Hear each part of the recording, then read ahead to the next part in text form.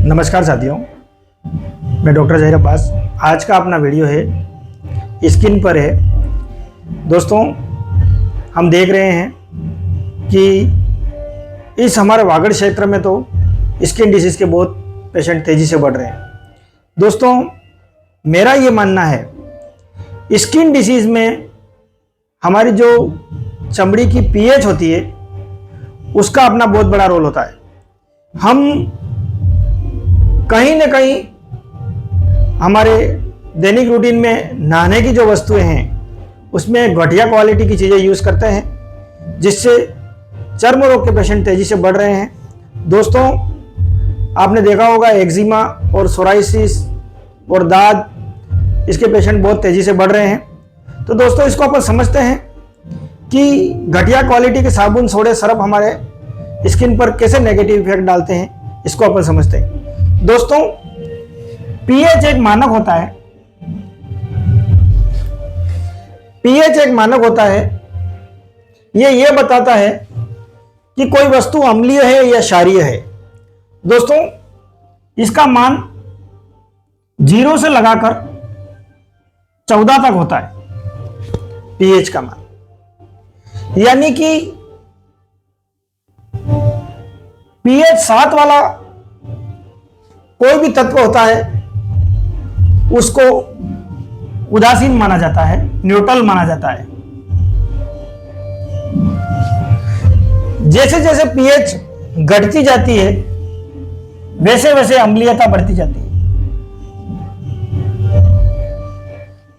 जैसे जैसे पीएच घटती जाती है वैसे वैसे अम्लीयता बढ़ती जाती है। जैसे जैसे पीएच बढ़ती जाती है वैसे वैसे क्षारीयता बढ़ती जाती है।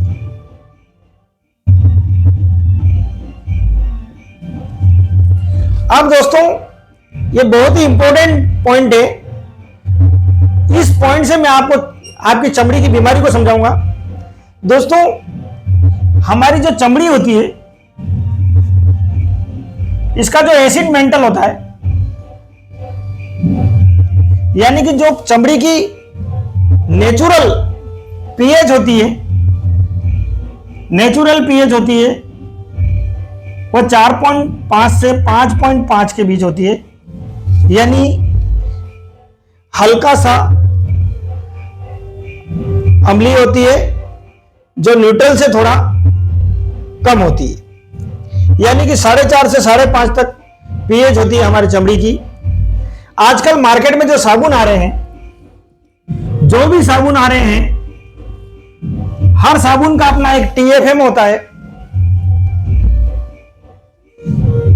टीएफएम का ये मतलब होता है टोटल फैटी मैटर। यह टीएफएम उस साबुन की अम्लीयता या क्षारीयता को डिनोट करता है। कैसे? किसी साबुन का टीएफएम ज्यादा है, यानी टोटल फैटी मैटर ज्यादा है, यानी उसकी अम्लीयता ज्यादा है। यानी कि जिस साबुन का टीएफएम ज्यादा है उसकी अम्लीयता ज्यादा है।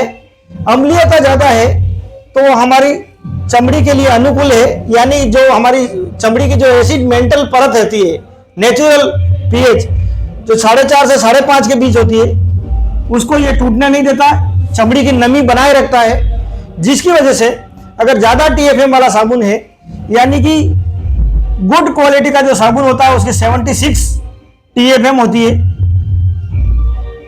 76% वाला, यानी कि 70 से ऊपर टीएफएम जिस साबुन की है वही हमारे लिए नहाने के लिए अनुकूल है।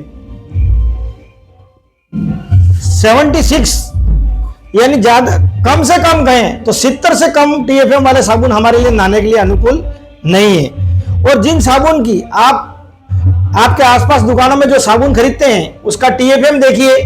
अगर आप टीएफएम उस साबुन का 60 से कम है, 60 से कम है तो साबुन को बिल्कुल मत खरीदिए, क्योंकि यह जानवरों को नहलाने के साबुन होते हैं। कुत्ते, बिल्लियों या दूसरे पशुओं को नहलाने वाले साबुन होते हैं।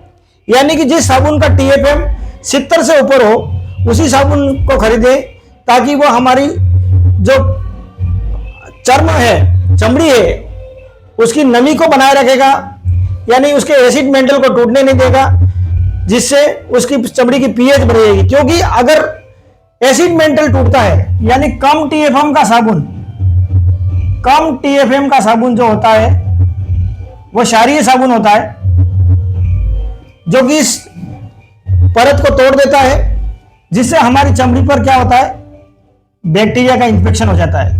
बैक्टीरिया, फंगस, वायरस आदि इन्फेक्शन करने लगते हैं और वो चमड़ी खराब होने लगती है, चमड़ी सड़ जाती है, तरह तरह के दांत, खाज, खुजली या सोराइसिस, एक्जिमा आदि बीमारियां जन्म लेती हैं। इसलिए दोस्तों, जब भी आप मार्केट में जाएं, आपका साबुन जो भी आप खरीद रहे हैं उसका टीएफएम देख लें।